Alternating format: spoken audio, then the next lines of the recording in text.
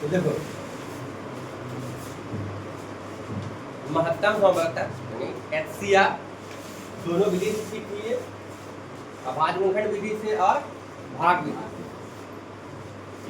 LCM हम अभाज्य गुणनखंड विधि से बनाने के लिए सीख गए, LCM अभाज्य गुणनखंड विधि से निकालने के लिए सीख गए, और अब जो है LCM जो है भाग विधि के द्वारा सीखेंगे। ठीक है, तो देखो कैसे करते हैं। दो संख्या दिया रहे या दो से अधिक संख्या, दो या दो से अधिक संख्या हो, उसका हमको एलसीएम निकालना है।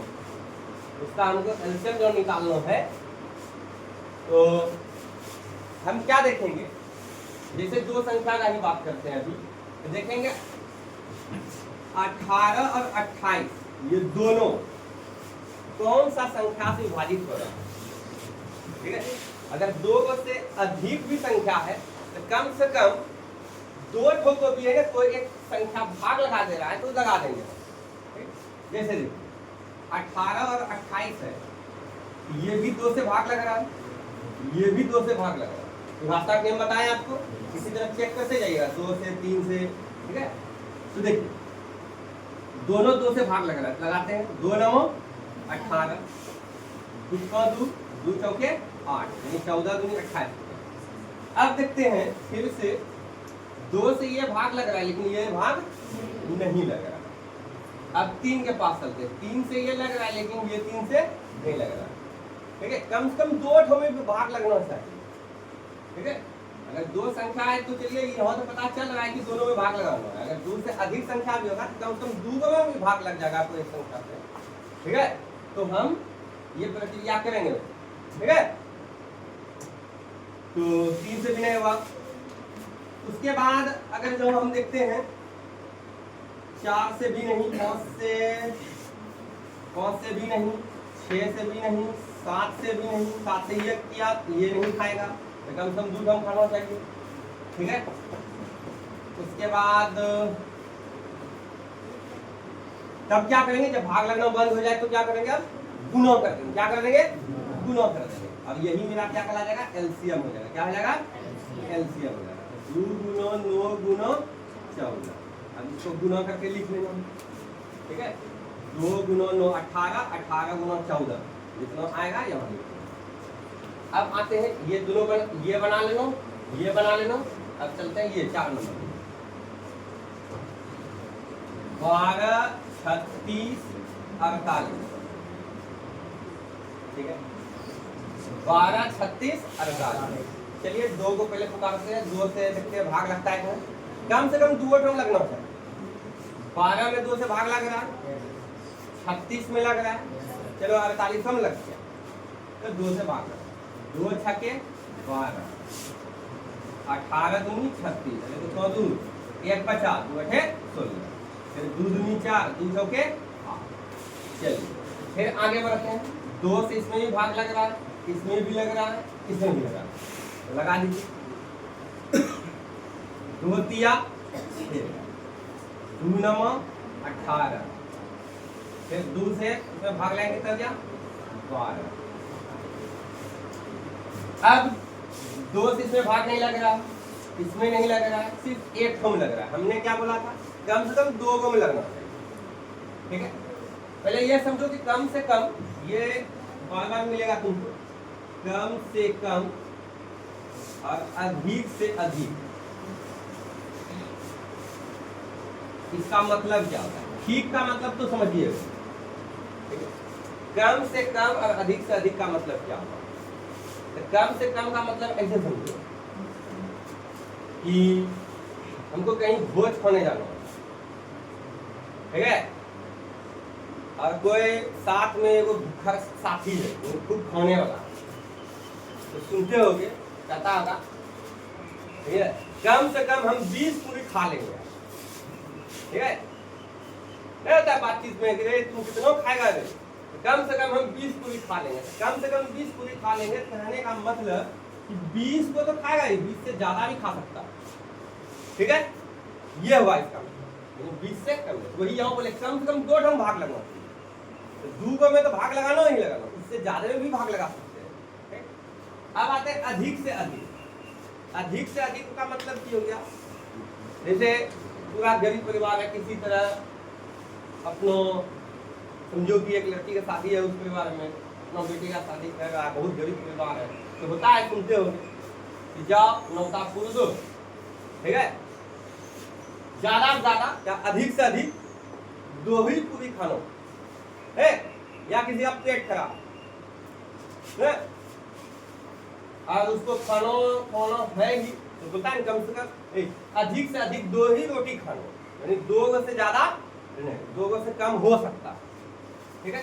तो अधिक से अधिक का मतलब ये हुआ कि जैसे मान लो फिर से बोल देते हैं, अधिक से अधिक 2 ही रोटी खाना, मतलब 2 से ज्यादा नहीं हो सकता है, 2 या 2 से कम हो सकता है, ठीक है। आइए यहाँ बात करें कम से कम 2 ठो में भाग लगाना है एलसीएम में, तो देखिए 2 से इसमें भाग लग रहा है, नहीं इसमें नहीं, इसमें लग रहा है, तो एक में लगाना है, कम से कम 2 ठो लगना चाहिए। तो चलते हैं 3 के पास, इसमें 3 से भाग लग रहा है, इसमें भी 3 से भाग लग रहा है, इसमें भी 3 से भाग लग रहा है, कम से कम 2 ठो से कम 2 गुना लगना चाहिए, इसमें लगा इसमें लगा, एक का भी लग गया। चलिए 3 एक और 3 3 तिया 9 3 चौके 12, ठीक है। अब देखते हैं 3 से ये छोटा ही है, 3 से इसमें भाग लग रहा है लेकिन इसमें नहीं, 4 से छोटा है, 4 से छोटा ही है, 4 से इसमें भाग लग रहा है, सिर्फ एक ही को में लग रहा है, जबकि नियम क्या है कम से कम 2 में भाग लगना चाहिए। तो अब क्या करेंगे, अब यहाँ पर एलसीएम का प्रक्रिया रुक जाएगा और एलसीएम जो तुम्हारा होगा इस सब को गुणा करेंगे, 2 गुना 2 गुना 3 गुना 1 लिख भी सकते हो, ठीक है, नहीं कोई फर्क नहीं पड़ने वाला है कि 1 से गुना करेंगे तो कोई फर्क नहीं पड़ता है, गुना 3 गुना 4 2 दूनी 4 4 तिया 12 12 को 12 12 तिया 36 36 चौके 36 चौके कितना होगा 36 गुना 4 4 छके 24 की 4 और 2 4 क्या 12 12 2 14 144। तो इस तरह से इसको भी बना लेना है, इसको भी बना लेना है, ठीक है। अब चलते हैं हम एक्सरसाइज प्रश्नावली 1.1। चलिए तो चलिए प्रश्नावली 1.1 का सवाल बनाने से पहले देख लेते हैं ये प्रश्नावली 1.1 का ये जो सवाल है किस पे आधारित है। तो देखिए प्रमेय 1+1 कहलाता है, यूक्लिड विभाजन प्रमेय का। ये यूक्लिड विभाजन प्रमेय का क्या है, तो देखो तुम एक बात बता, अभी तक में अगर जो तुम भाग बनाए होगे तो एक चीज गौर करोगे इसमें, ठीक है, 2 संख्या में भाग का प्रक्रिया होता है, एक संख्या को दूसरी संख्या से भाग लगाते हैं, ठीक है। तो अगर भाग लगाते होगे तो एक चीज देखते होगे, देखो ये भाज्य यहाँ पे किसका दिखाता है भाज्य, ये भाजक होता है, ये भागफल होता है, और यहाँ पे जो रहता है वो क्या होता है शेष। तो यूक्लिड विभाजन प्रमेय का बोल क्या रहा है, ठीक है, कहता है कि 2 संख्या एक भाज्य एक भाजक होता है, 2 संख्या में मान लेते हैं एक तो ए है एक बी, ठीक है,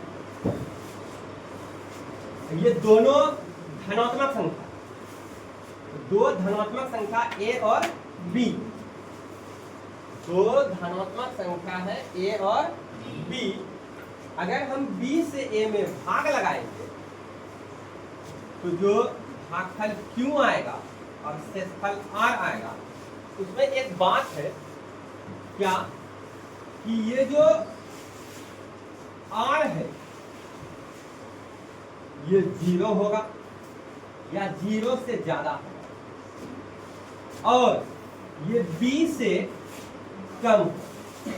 कहने का मतलब जब 2 संख्या में भाग का प्रक्रिया करेंगे तो एक संख्या को जब दूसरी संख्या से भाग लगाते हैं तो क्या होता है, शेषफल या तो 0 हो जाता है, जो कि हम शेषफल 0 हो जाता है तो बोलते हैं कि पूर्णतः भाग लग गया, यानी पूर्ण रूप से भाग लग गया, ठीक है। और शेषफल या तो 0 आता है या 20 से हमेशा कम आएगा, तभी हम भाग लगाना बंद कर देते हैं, ठीक है। तो शेषफल बच जाता है।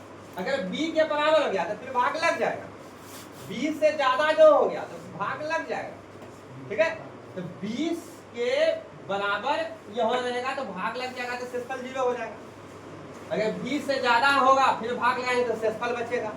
और फिर जो जैसे 20 से कम हो गया, 20 से जैसे शेषफल कम हो गया तो भाग लगाना हम क्या करते हैं, बंद कर देते हैं। तो वही यहाँ पे युक्ति विभाजन प्रमेय का बोल रहा है कि दो धनात्मक पूर्णांक a और b दिए रहने पर ऐसी अद्वितीय पूर्ण संख्याएं q और r विद्यमान है कि a बराबर bq प्लस r, और जहां r जो है 0 होगा या 0 से ज्यादा होगा, b से कम होगा, ठीक है। ये जो चिन्ह जो दिए ऐसे करके, यहाँ जो r लिखा हुआ है ये 20 से कम हो गया, और ये जो 0 है यहाँ बराबर का चिन्ह दिए, मतलब r जो है 0 के इक्वल है और 0 से ज्यादा है, ठीक है। कहने का मतलब ये हो गया कि r का मान जो है, r का मान जो है यानी शेषफल जो है हमेशा इससे छोटा होगा, ठीक है, 0 होगा या 0 से ज्यादा होगा, ठीक है। तो अब बात रहा कि ये क्या लिखा है सर, तो देखो एक चीज तुम सीखे बचपन में जांच करने के लिए भाग को, कि भाज्य बराबर भाजक गुना भागफल जोड़ शेषफल, ठीक है। तो भाज्य यहाँ पे क्या हो गया a, भाजक कौन हो गया b, भागफल कौन हो गया q, शेषफल क्या हो गया r, ठीक है। तो ये जो है भाज्य के जगह है, ये भाजक है, ये भागफल है, ये शेषफल, यानी भाज्य क्या हो गया, भाजक गुना भागफल जोड़ शेषफल, यानी इस रूप में लिख सकते हैं। ये भाग की जो प्रक्रिया है इसको इस ढंग से लिख सकते हैं, जिसमें r जो है r 0 होगा या 0 से ज्यादा होगा और b से कम होगा, ठीक है। ये आपको ऑब्जेक्टिव में भी पूछता है, ये आपको दे दिया रहेगा और बोलेगा कि निम्नलिखित में से बताइए कौन सा सही होगा। तो इस तरह से, ठीक है, इस तरह से 4 को ऑप्शन दे देगा, इस तरह से,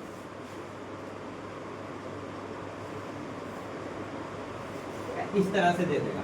तो इसमें कौन सा सही होगा, ये अगर a है, b है, c है, d है, अगर यहाँ a बराबर bq प्लस r है तो कौन सा सही हो जाएगा, c है, ठीक है। तो ये c सही हो जाएगा। तो ये ऑब्जेक्टिव आपका। चलिए फिर से समझ लेते हैं कि दो को धनात्मक संख्या दिया रहेगा, ठीक है, a और b, ठीक। उसमें से हमको b को जब a से भाग लगाना है तो इस रूप में लिख सकते हैं, और इसमें r क्या होता है, 0 होगा या 0 से ज्यादा होगा और b से कम होगा, ठीक है।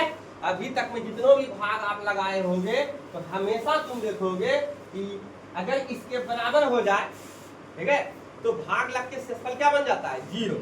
अगर इससे ज्यादा है, ठीक है, r जो ज्यादा है b से, तो फिर भाग लग जाता है, फिर जो शेषफल बचता है, ठीक है, फिर भाग जो नहीं लगता है, इसका कहने का मतलब इससे कम हो गया, ये r कम हो गया, तो इसके कारण भाग लगाना मोड़ बंद करते हैं और उसको क्या बोल देते हैं, शेषफल बोल देते हैं, ठीक है। तो अब देखो इसी भाग विधि का एक तरह से बोला जाता है, युक्ति विभाजन प्रमेय का जो है, प्रमेय का एक कथन होता है, प्रमेय का एक कथन है, ठीक है, जो कि अन्य कथन को सिद्ध करने के लिए यूज करते हैं, ठीक है। और इसमें अभी तुम सुनोगे एल्गोरिथम, एल्गोरिथम एक विधि है, टेक्निक है, ठीक है, समझे। और ऐसे प्राय जो है युक्ति विभाजन प्रमेय का, युक्ति विभाजन एल्गोरिथम को एक ही तरह से यूज कर लिया जाता है, ले लिया जाता है, यानी कि युक्ति विभाजन प्रमेय का जगह पे युक्ति विभाजन एल्गोरिथम का भी यूज कर सकते हैं हम, ठीक। और इसमें ये ऑब्जेक्टिव आपका, ये वाला जो ऑब्जेक्टिव है आपका पूछेगा, आपको बोल देगा कि बताइए कि युक्ति विभाजन एल्गोरिथम जो है या युक्ति विभाजन प्रमेय का जो है, ठीक है, कौन सा संख्याओं के लिए एचसीएफ ज्ञात करने का एक विधि है, ठीक है। तो दो धनात्मक पूर्णांकों का एचसीएफ परिकलित करने की एक तकनीक है या विधि है, ठीक है। यूक्लिड विभाजन एल्गोरिथम दो धनात्मक पूर्णांकों का एचसीएफ परिकलित करने की एक तकनीक है। तो वहाँ दो धनात्मक संख्या ऑप्शन में रहेगा तो उसको टिक कर देना, ठीक है। ये एल्गोरिथम सुपरिभाषित चरणों की एक श्रृंखला होती है जो एक विशेष प्रकार की समस्या को हल करने की एक प्रक्रिया या विधि प्रदान करती है। प्रमेय का क्या होता है? तो प्रमेय का एक सिद्ध किया हुआ कथन होता है और इसे एक अन्य कथन को सिद्ध करने में प्रयोग करते हैं। ये एक कथन हुआ, ठीक है।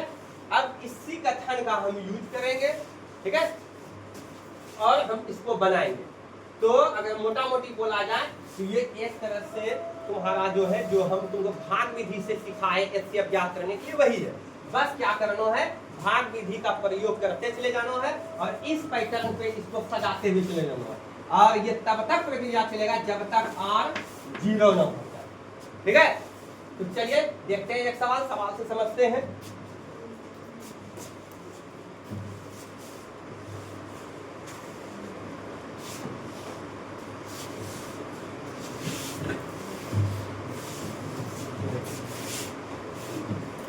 थोड़ा सा देखो, फिर से सवाल कर लेते हैं। क्या बोला है? निम्नलिखित मतलब नीचे लिखा, ठीक है, संख्याओं, ये संख्या दिया हुआ है, का एचसीएफ ज्ञात करने के लिए यूक्लिड विभाजन एल्गोरिथम यानी भाग विधि का प्रयोग कीजिए, ठीक है। तो आइए, पहला नंबर 135 और 225, इसमें हम क्या करेंगे, ठीक है, जो बड़ा है उसको ए मान लेंगे और जो छोटा है उसको बी मान लेंगे, ठीक है। यहाँ पे लिखेंगे पहले माना a बराबर 225 तथा b बराबर 135, यहाँ तक कोई दिक्कत? अब उसके बाद ये वाला बात थोड़ा सजा देंगे, ये वाला बात लिख करके फिर इसको लिखेंगे और इसी पैटर्न पे चलेंगे। तो देखिए लिखेंगे यूक्लिड विभाजन प्रमेय का क्या जानते हो भाई, a बराबर बी क्यू प्लस आर, जहां r क्या है 0 या 0 से ज्यादा और b से छोटा, ये कथन को लिखो। अब देखिए a की जगह क्या है 225, b की जगह क्या है 135, ये BQ का मतलब B गुणो Q, BQ का मतलब B गुणो Q, B के जगह 135 लिखे। अब यहाँ Q क्या होगा, R क्या होगा, तो हमको भाग लगा करके पता करना होगा। क्या करेंगे, भाग कैसे लगाएंगे, 135 से 225 में भाग लगाएंगे, ठीक है। 135 से 225 में इधर भाग लगाएंगे साइड में, 135 से दिख रहा है क्या, 135 से 225 में भाग लगाएंगे। तो कितने बार में लग जाएगा, एक बार। भाग आता है ना आप सबको, ठीक है। तो आइए 135 से भाग लगाएंगे, 5 में 5 गया कितना गया 0, 12 में 3 गया तो 9, ठीक है। 2 में 3 ये कटेगा, एक पैसा लिए थे, एक बचा, 1 में 1 गया। तो अब देखिए 135 से ये क्या हो गया, छोटा हो गया, 135 से ये क्या हो गया, छोटा, जो शेषफल के जगह पे है ये भाजक से छोटा हो गया, तो भाग लगाना बल। अब इसको उस प्रक्रिया के तहत लिखेंगे, क्या जानते थे आप, भाज्य बराबर क्या होता है, यानी 225 बराबर क्या होगा, इतना, यानी 135 गुना 1 जो 90, यानी भाजक गुना भागफल जो शेषफल, यानी a हो गया ये, b हो गया ये q के जगह ये r के जगह, तो a बराबर b q प्लस r, यानी 135 गुना 1 जो r के जगह कितना हो गया 90, यानी b के जगह 135, q के जगह क्या मिला हमको 1 मिला, r के जगह क्या मिला हमको 90 मिला, ठीक है। तो यहाँ पे शेषफल 0 नहीं आया, यानी r का मान 0 नहीं आया, तो r का मान जहाँ 0 नहीं आया तो फिर प्रक्रिया आगे बढ़ाएंगे, ठीक है। कैसे बढ़ाते थे, 90 से फिर भाग लगाते थे कितना 135, वो भाग विधि से करते थे ना, तो 90 से फिर 135 में भाग लगाते थे। तो चलिए अगला प्रक्रिया हम करते हैं, यहाँ पे थोड़ा सा लिखेंगे कि r के जगह यहाँ 90 आया भाई, यानी r जो है 0 के बराबर नहीं है, तो r 0 के इक्वल नहीं है, तो फिर हम लेकर के आगे चलेंगे। तो किसको लिखते हैं, तो तुम देखते हो कि भाग में जब भाग विधि जब बनाए थे एचसीएफ जब सिखाए हैं, ठीक है, तो 90 से भाग लगाते हैं किसमें 135 में, यानी भाजक, ठीक है। शेषफल से अब किसमें भाग लगाते हैं, भाजक में, यानी अब ये 90 भाजक बन जाएगा और ये भाज्य जो है, ठीक है, ये भाजक जो है भाज्य बन जाएगा। देखिए, यानी कहने का मतलब 135 यहाँ आ जाएगा, यानी a के जगह आ गया, यानी भाज्य के जगह आ गया, और शेषफल जो है b के जगह आ जाएगा, यानी 90 है b के जगह आ गया, यानी भाजक के जगह आ गया। अब यहाँ पे q क्या होगा और r क्या होगा, तो इसी तरह हम आगे इसका सहायता लेंगे। तो आइए 90 से अब भाग लगाते हैं 135 से, इधर कर देते हैं, हो सकता है नहीं दिख रहा, 90 से भाग लगाएंगे 135, ठीक है। तो 90 से जब भाग लगाएंगे तो 9 दूनी 18, यानी 90 दूनी 180, जैसी हो जाएगा, एक ही बार में लगेगा, ठीक है।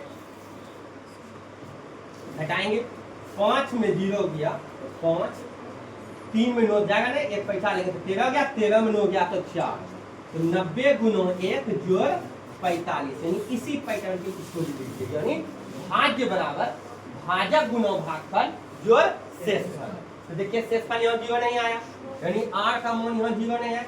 अब ये जब तक 0 नहीं आएगा तब तक ये प्रक्रिया करते ही रहिए, ठीक है। तो अब आइए, तो क्या करेंगे भाई, तो ये जो शेषफल था ये अब मेरा भाजक बन जाएगा, और ये जो मेरा 90 जो पहले भाजक था अब वो मेरा भाज्य बन जाएगा, फिर से एक नया प्रक्रिया स्टार्ट। तो यहाँ पे क्या देखे, 45 किसके जगह पे था, r के जगह पे, और यहाँ पे 0 नहीं आया तो आगे प्रक्रिया बढ़ाएंगे, यहाँ पे लिखेंगे कि चूंकि r0 इक्वल टू 0, ये चूंकि है, एक बिंदा नीचे होगा, 2 बिंदा ऊपर होगा, ठीक है। तो r 0 के इक्वल नहीं हुआ। अब क्या करेंगे, क्या बोले थे कि ये 90 जो है a के जगह आ जाएगा, 45 जो है b के जगह आ जाएगा, तो 90 बराबर 45 गुना, अब हमको q चाहिए और r चाहिए, तो इसी का सहारा ले लेंगे, यानी ये भाग करेंगे, 45 से 90 में भाग लगाएंगे, q और r हमको मिल जाएगा। तो चलिए देखिए, 45 से भाग लगाते हैं 90, तो 45 दूनी 90, 2 बार में हो गया, 45 गुना 2 जोड़ 0, 45 गुना 2 जोड़ 0, तो यहाँ क्या देखे, r के जगह क्या आ गया, 0 आ गया, यानी शेषफल में कुछ नहीं बचा, ठीक है। तो शेषफल में यहाँ पे अब कुछ नहीं बचा, तो ये मेरा भाजक जो है HCF हो जाएगा, भाजक ही HCF होगा, यानी b के जगह पे जो है वही मेरा HCF कहलाएगा, किसका, ये दोनों संख्याओं का।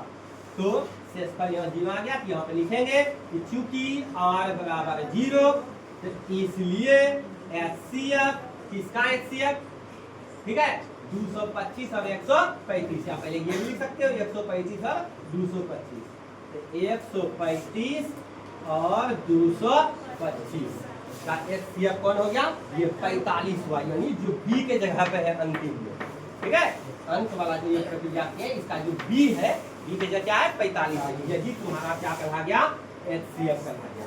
इसी तरह 2 सवाल और है, इसको बनाइए, ठीक है। चलो देखो 2 नंबर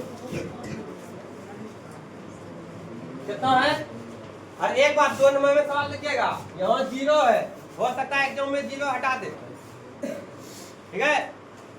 ये सवाल 196 और यहाँ 38,220 जो है, यहाँ पर से 0 हटा के भी पूछ सकता है। अब इसका मतलब कि नहीं सोचना कि है ना एग्जाम में है ना सवाल गलती दे दिया, ठीक है, उस चक्कर में बच्चा 2 गलती करता है, या तो सवाल को, ठीक है, छोड़ देता है, या तो है ना इसमें अपने मन से 0 लगा देता है, ठीक है, अपने मन से 0 नहीं लगाना, 0 दिया रहेगा तब ठीक, और नहीं दिया रहेगा तो फिर उसको वैसे ही बनाना है, अपनों माथा नहीं लगाना। 196 और 38,220 है, एग्जाम में 0 हटा सकता है, यानी 3,822 से दे सकता है, ठीक है। चलिए हम 2 नंबर बताते हैं, 196 और 38,220, चलिए देखो, माना ए इसको मानेंगे, 38,220 कितना हो गया 38,220 और b बराबर 196। तो एकदम सेम टू सेम प्लस सजावट यहाँ तक सेम होगा। ये वाला बात लिखेंगे यूक्लिड विभाजन प्रमेयिका से a बराबर bq प्लस r जहां r जो है 0 होगा, 0 से ज्यादा होगा और b से छोटा। अब आइए a की जगह लिखेंगे 38,220 बराबर b के जगह लिखेंगे 196। अब q के जगह क्या होगा, r के जगह क्या होगा।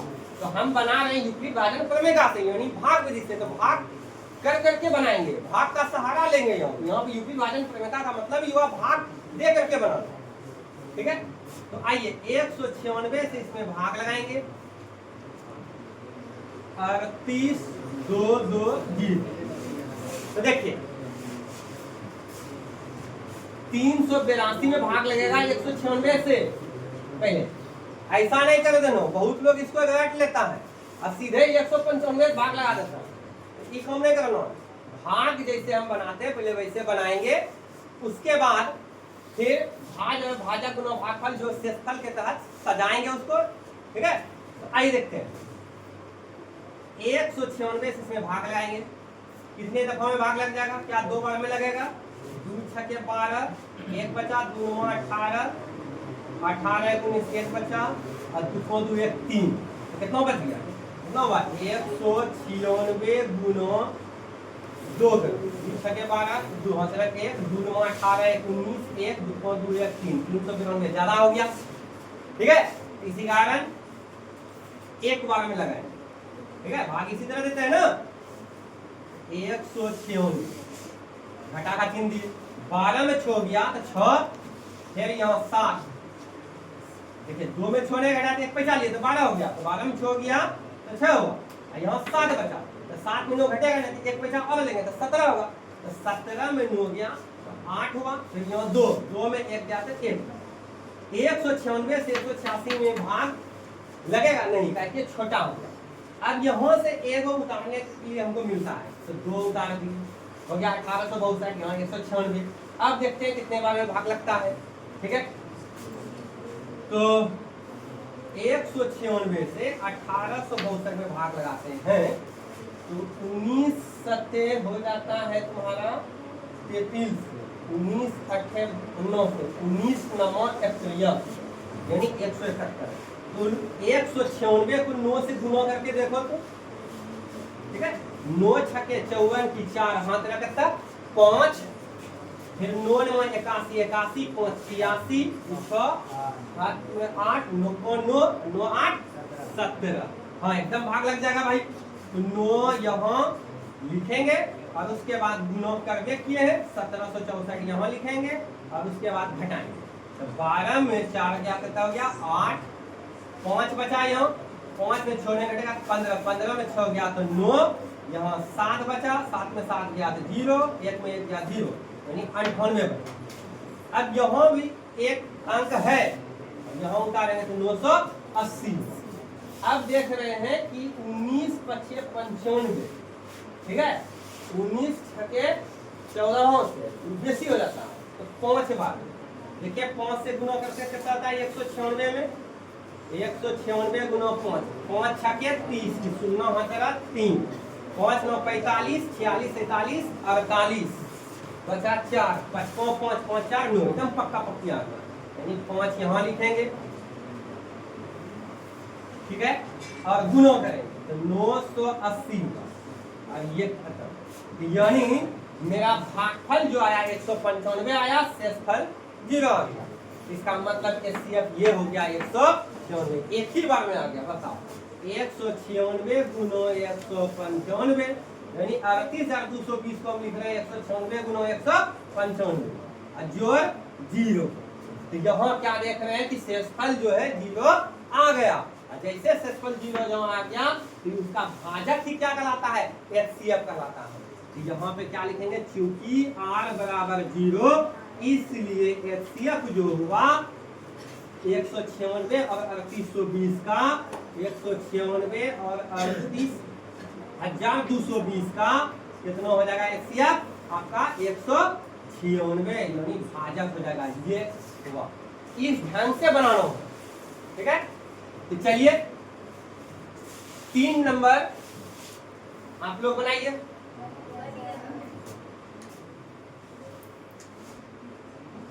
यूक्लिड भाजन प्रमेय का प्रयोग करके 156, 221 और 364 का HCF ज्ञात करें। तभी दो को संख्या का निकाले, ठीक है।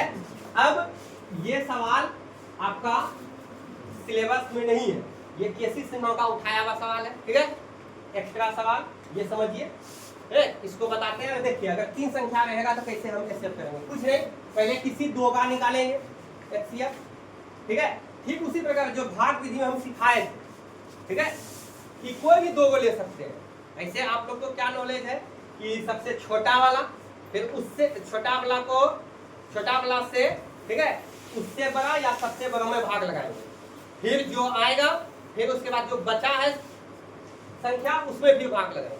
तो वैसा नहीं है, कोई भी 2 को उठा सकते हैं, ठीक है? कोई भी, इस तीनों में से कोई भी 2 को उठा करके HCF उसका निकालो, और फिर जो HCF आएगा, फिर जो बचेगा, फिर उस दोनों का फिर HCF निकाल लो, तो वही हो जाएगा तीनों का HCF, ठीक है। तो आते हैं, अगर तुम्हारा मन है कि नहीं हमको सबसे छोटा वाला से उससे जस्ट बड़ा या सबसे बड़ा वाला में भाग लगाना, तो लगा सकते, कोई दिक्कत नहीं, बात वही आ जाता है। तो चलिए, तो यहाँ पे 156, 221 और 364 का हमको HCF ज्ञात करना है। तो यहाँ पे चलिए मानते हैं A बराबर या तो सबसे बड़ा ले लो या तो छोटा वाला से उससे बड़ा ले लो। तो 221 को ही ले लेते हैं, 221 और B हम मान लेते हैं 156, ठीक है। और जो प्रक्रिया दो संख्या के साथ अभी किए थे एकदम सेम टू सेम उसी तरह करेंगे। तो आइए, यूक्लिड विभाजन प्रमेय का, तो आइए यूक्लिड विभाजन प्रमेय का क्या कहता है कि A बराबर BQ प्लस R, जहां R जो है, इसको याद रखना, ये ऑब्जेक्टिव बहुत खास ऑब्जेक्टिव है। 0 से बड़ा, 0 के बराबर और B से छोटा होगा कौन, R। तो आइए A की जगह कितना लिखेंगे 221, B की जगह कितना लिखेंगे 156। अब यहाँ हमको Q की जगह चाहिए, R की जगह चाहिए, तो क्या करेंगे हम, भाग का सहायता लेंगे। तो आइए यानी भाग करेंगे 156 से 221, लगाइए भाग 156 से 221, कितने बार में लगेगा, 1 बार।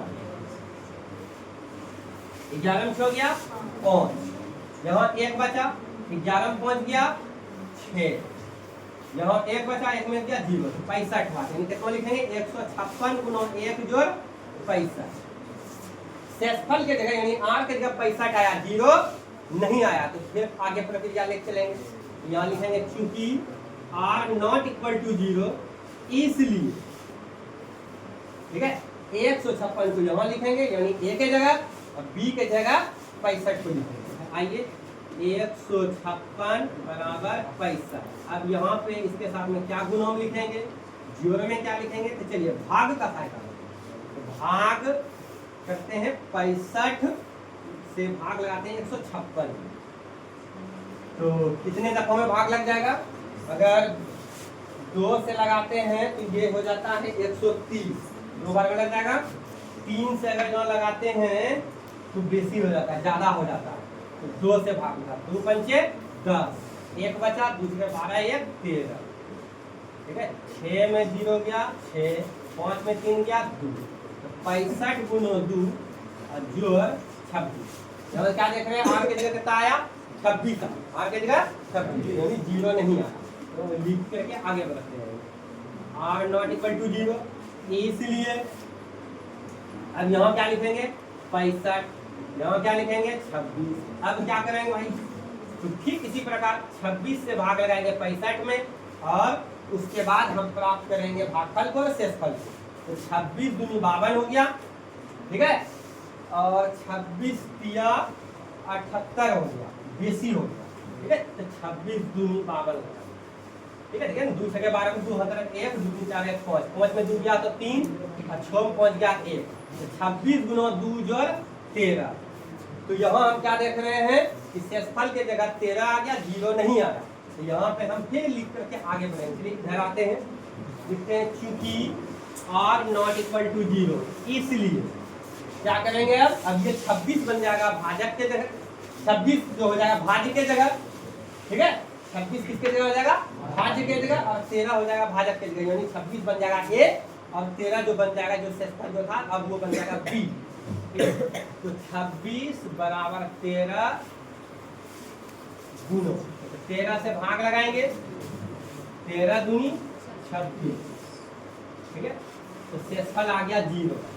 जैसे यहाँ शेषफल 0 आ गया तो वैसे हम यहाँ पे बोल देंगे कि HCF जो है इस दोनों का, अभी इस दोनों का निकाले 221 और 156, 221 और 156 का HCF कितना आया तुम्हारा, यहाँ पे शेषफल 0 आया है, ये तुम्हारा हो गया HCF इस दोनों का। अब क्या करेंगे, एक संख्या बचा हुआ है 364 और जो ये HCF आया 13। अब इस दोनों संख्या को लेकर के HCF निकालेंगे और जितनों HCF आएगा वही तीनों संख्या का होगा। तो चलिए ये जो बचा है ये 364, ये जो HCF आया 13, तो ये जो HCF आया है 13 इसको B कह देते हैं, इसको A कह देते हैं फिर से। तो पुनः माना A बराबर 364 और B बराबर 13, ठीक है। फिर इसी तरह प्रक्रिया हम स्टार्ट करेंगे। तो क्या लिखेंगे, इसलिए क्या लिखेंगे, एक बार यहाँ पे लिख दिए है, इसी पैटर्न पे सजाएंगे, बार बार इसको लिखना कोई जरूरी नहीं। तो आइए A के जगह हो गया 364 बराबर B के जगह हो गया आपका 13 गुना कितना लिखेंगे, तो भाग का सहारा लेंगे। यहाँ पे बोला है यूक्लिड विभाजन प्रमेय का प्रयोग करना है, तो यूक्लिड विभाजन प्रमेय का प्रयोग करना है मतलब भाग का सहारा लेना है, उसका भाग का प्रयोग करना है। तो 13 से 364 में भाग लगाएंगे, ठीक है। तो 13 दूनी 26, 13 क्या 39, ठीक है। 3 से भाग नहीं लगेगा, 2 से 13 दूनी 26, 6 में 6 गया 0, 3 में 2 गया 1 और फिर कितना हो गया 4, ठीक है। अब देखिए 13 8 कितना होता है, ठीक है। 13 को 8 से गुना करेंगे कितना होगा 104 होगा, ठीक है। 13 8 104। तो ये देखिए शेषफल एक ही बार में 0 आ गया, इसका मतलब इसका भाजक जो होगा वही मेरा HCF होगा। तो 13 गुना 28 जोड़ 0, 13 गुना 28 जोड़ 0। तो यहाँ पे शेषफल क्या आया, R बराबर 0, R के जगह क्या आ गया 0। इसका मतलब HCF जो हुआ ये 13 हुआ, HCF जो हुआ ये 13 हुआ। किसका HCF हो गया, ये टोटल का HCF हो गया, आप टोटल का लिख दीजिए। इसलिए HCF 156, 221 और 364 का HCF जो होगा वो कौन हो जाएगा 13 हो जाएगा, कौन हो जाएगा 13 हो जाएगा। तो इसी तरह 3 संख्याओं वाला हो या 4 संख्याओं वाला हो या 5 संख्या वाला यानी 2 से अधिक संख्या वाला हो, इसी ढंग से बनाएंगे, ठीक है। अगर मान लीजिए 4 संख्या वाला होगा तो इसी तरह 2 को करके लिए, अभी से मान लीजिए 13 आ गया तो फिर कोई संख्या जो बचेगा फिर उस दोनों का करेंगे, ठीक है। चलिए